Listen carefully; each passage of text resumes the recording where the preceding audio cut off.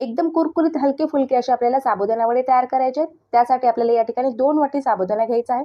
साबुदाणा आपल्याला हलक्या हाताने चोळून 2 ते 3 पाण्याने स्वच्छ असा धुवून घ्यायचा आहे.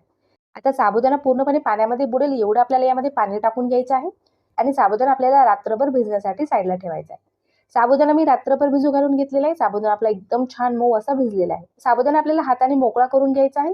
यामध्ये आता आपल्याला भाजून घेतलेल्या शेंगदाण्याचं कूट टाकून घ्यायचं आहे 1 वाटी. त्याचबरोबर 2 बटाटे आपण उकडून घेतलेले आहेत. ते बटाटे आपल्याला यामध्ये घालून घ्यायचे आहेत.